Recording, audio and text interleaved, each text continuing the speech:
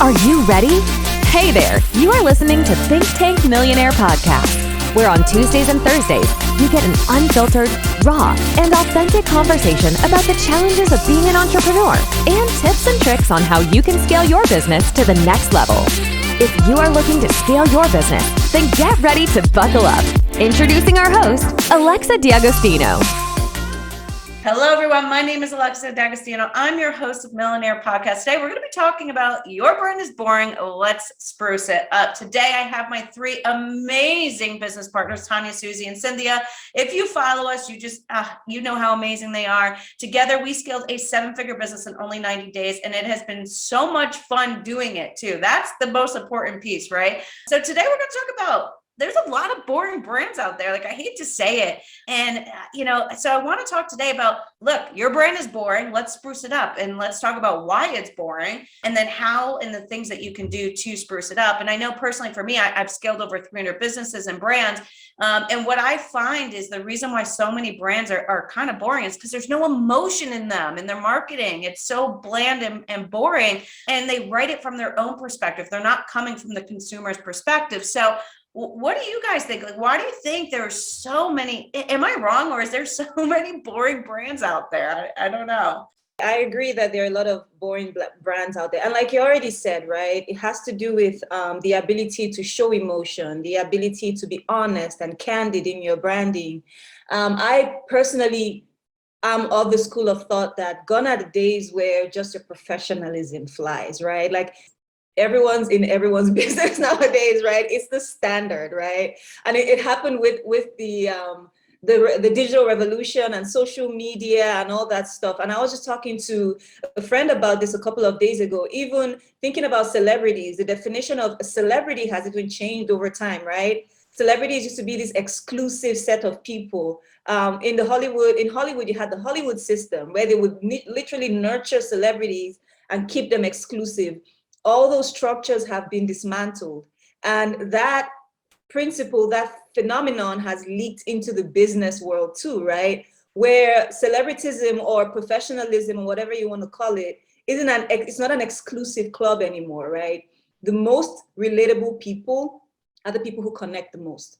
The most relatable brands are the brands that connect the most, right? So you have brands like Wendy's. So Wendy's is hilarious on Twitter. If you follow Wendy's on Twitter, they have a very human voice, and the human voice is very sassy, right? Brands like that are able to connect with people more and more these days. So that's just one thing. I feel like people feel like they have to have this professional look, but gone are those days, man. It's boring people. So if you're not bringing a humane or a human tone, voice into what you do as a brand, then your brand is probably coming off as very black to people out there. Can I ask you a follow-up question to that, Cynthia? Yes, please. So in the midst of what you're talking about, like human brand and the fact that all of us are online and there is this kind of sense of connection, but it's very much in the digital world. How much more important is it now? Because what I read about people feeling disconnected and isolated, and not just, because of COVID, but pre-pandemic, people were lonely and people were struggling, even though they were scrolling more. So how can a brand really cross that divide and be able to connect in a world that while we are digitally connected, are emotionally disconnected? I think, I've always thought, Susie, that what you do, it's not so, like, people complain about social media. I know, right? Social media, oh yeah, we're more connected than ever, but we're disconnected. I feel like it's what you're doing with it. I have friends I made online, have never met them face to face, and we've been friends for 7 years. They've seen me through several stages of my life, right? When I was in college, when I did my master's, and now I'm working, all that stuff, right? So again, it's not the tool. It's not social media. It's what are you doing with social media? And I feel like people start to feel disconnected when they're not attempting to make genuine connections on social media. People have met their spouses online, right? I have friends who, like, she's married to this guy and they met on eHarmony. And this is we all pretty much met online. We all met online. I was going to say, yeah. We met online. And now I can't picture my life without all of you. I know. True love story. It's a perfect Tanya. example, She's had the right? pleasure of having me for her whole life. Right. Greatest love story of all time. The four of us met online, right? Yeah, there you go. And now we're making millions. Exactly. And it's just because I feel like people get disconnected because they're not being intentional about making connections online. So when you add that intentionality to it, either as a brand or as a person, you make genuine connections. Especially as a brand, since that's our topic for today. Thank you for that, Cynthia. You're very welcome. Absolutely. And I think that a lot of brands miss the point that like the connection, they are trying to connect with their audience. And what I find in a boring brand is they're just so focused on like the specs and the features of what they do. They're not actually giving that story. Cynthia, you are like the story master, right? Give the backstory, give the struggles, like understand your audience and the pain points that they're having, be relatable. Like that, I think is what humanizes, right, a brand and what really pulls in an audience. You know, when you meet someone, I'm not gonna be like, I have a shirt, I have glasses, I have shoes. Like, no, you're gonna be like, I have emotions. You're gonna tell a story. You're gonna connect like, oh, me too. That happened to me too. That's the same thing that you have to parallel into your brand, whether it's a personal brand or a business brand. And I think a lot of times people are afraid to tell their story because they're like, oh, well, I don't have this title, or I'm just starting out. Like, I can't put that out there. People are not going to think my brand's legit.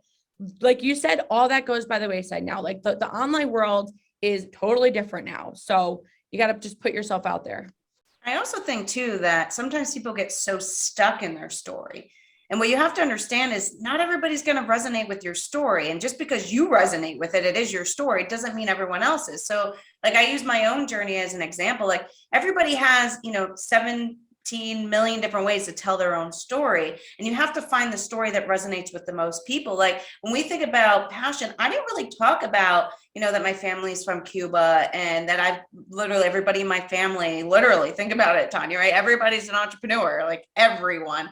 And, I never really talked about that until one day I was actually in a clubhouse room and I shared that story and I had so many people write me. I'm like, ooh, I hit on something. And so what I encourage everybody is like, just because you find your story interesting doesn't mean that that's the story to tell. And I look at a client we have right now in our PR agency, Thynktank, and she has a really good story, but it's not hitting. Like they're not interested in it. And we keep wanting to tweak it. And sometimes people get a little stubborn in tweaking their story, but nobody's picking it up because they're not interested in it. So you have to be able to, be okay with tweaking your story so that consumers resonate with it, because just because it resonates with you doesn't mean it's going to resonate with everyone else. And I think that's a really important thing that people do not do. So how do you know? And I kind of just started talking about it. One way obviously to know that your brand isn't working is obviously when somebody doesn't,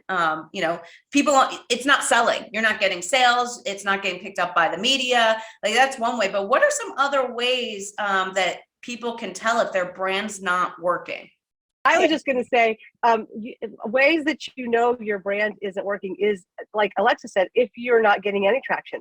But what if you're getting the wrong traction? What if the people you're attracting are people who are not your ideal avatar, or can't afford your program or your services or offerings? So you have to look at who am I attracting as well, and what am I saying in my brand messaging that's attracting this audience, and is that the audience I want to work with? So just a quick thought. I think to put it simply, like analytics don't lie. It's very simple, right? I mean, No. Are you getting the engagement? Like, it's simple. And I think a lot of people just keep going but they have like no engagement. They have no conversations going on. And are you on the right platform? Your brand might be okay, but maybe that's not where your audience is. So really, really understanding your audience and who your audience is, because I think that's, what I see, especially in our coaching program, is that a lot of people come in and their brands are okay, right? Maybe they're lacking a little bit of story, but they have the message down, but they're on the wrong platform. It's like, okay, your audience is, more corporate, et cetera. Like they're like on Facebook. We'll get on LinkedIn, like B2B. Like, so it's, I think it's like part of it too, is understanding your, like where you should be as well. And so complicated, right? Like it's not just your messaging. It's also your content and how you put it out there. It's also your offer, and you touched on something, right? Like if you have this big audience, but you have the wrong offer and the offer doesn't solve their problems, it really doesn't matter. It has to marry. So there's so many moving pieces of a business, and it's why 80% of people fail, because it's so much more complicated than just throwing up. Do you know how many times, and Cynthia, you've probably heard this too, how many times people have come to me and they're like, oh, you have a ClickFunnels award? Oh, yeah, I've heard that I can make millions if I just put a sales funnel up. I'm like, that is not how it works. It's so much more complicated than that. I literally had a business partner say to me, and we just started working together, and he was like, oh, so you can make $1 million in a funnel for us for our business too, like you just did with your business partners, right? And I'm like, buddy, that's not how it works. But yes, that's the goal, but it's not that easy. Like there's only about 700 funnels worldwide that has done $1 million.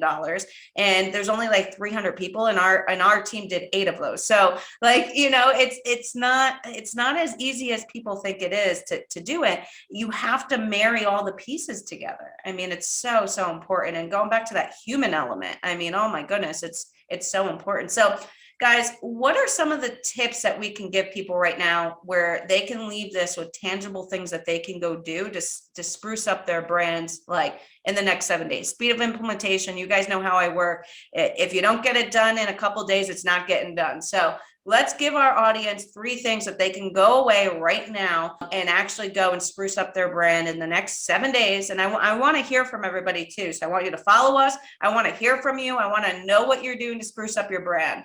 So the best gift I can give you to go, the best assignment I can give you for the next 7 days is go dig into what your offer is, right? What is your offer? And figure out what are the biggest pain points of your audience surrounding that offer.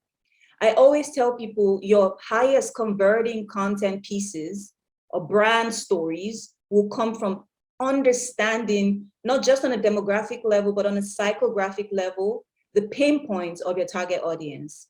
What keeps them up at night, right? What are they waking up thinking about every morning? I wake up thinking about how I'm going to organize my day, right? Even if I organize it the night before. So a good brand for me to follow would be someone who talks about how to be an entrepreneur, like all my business partners, right? Which is why I follow each and every one of them, right? So think about that. So what is it that you offer? How do you solve people's problems? What is the pain points behind that problem?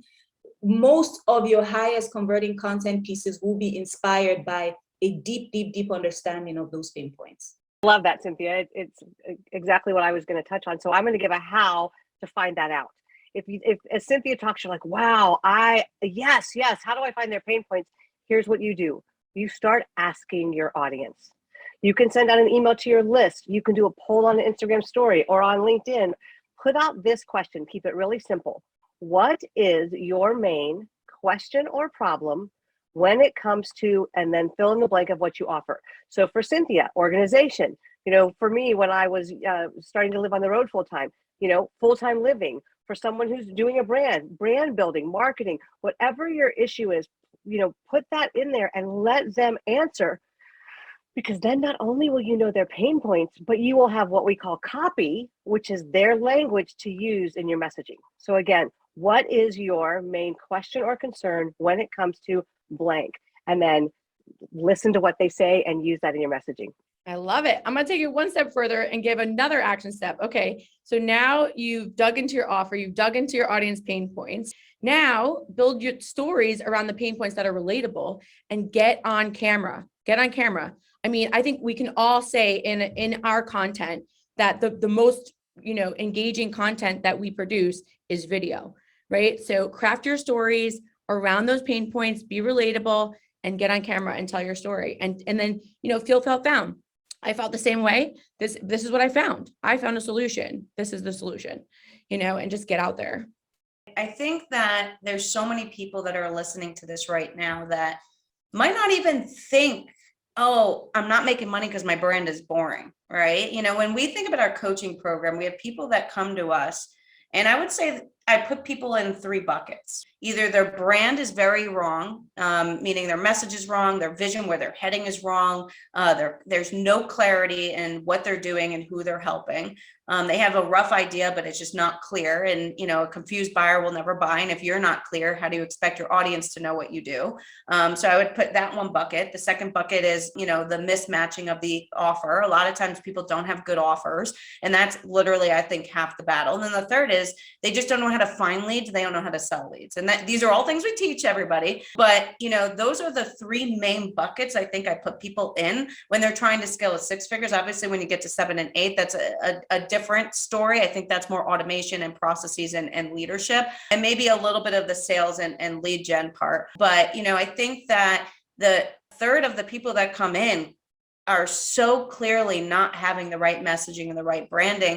And it's because they're just not asking the right questions, and they're not putting themselves out there to be vulnerable, to understand and truly understand their audience and what their problems are. We are entrepreneurs. What do? We solve problems. And if you look at it from that lens, then you will want to understand what their problems are so that you can solve them. But guys, ladies, this is just, I love you. Like, I don't know what else to say. You guys are just so incredible. I am so happy to be partners with such badass women. And we're just going to take over the world. And I love it. Who runs the world? Girls. We should put that on our Instagrams.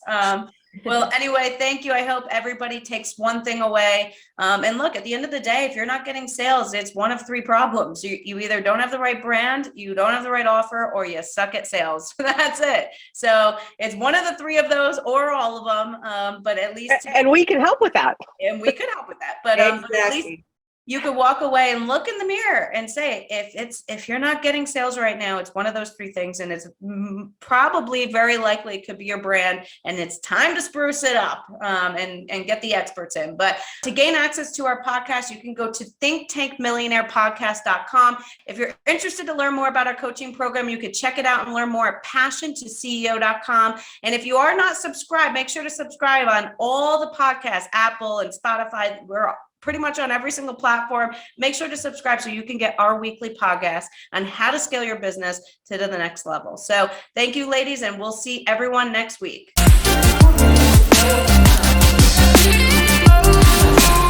I'm gonna take you.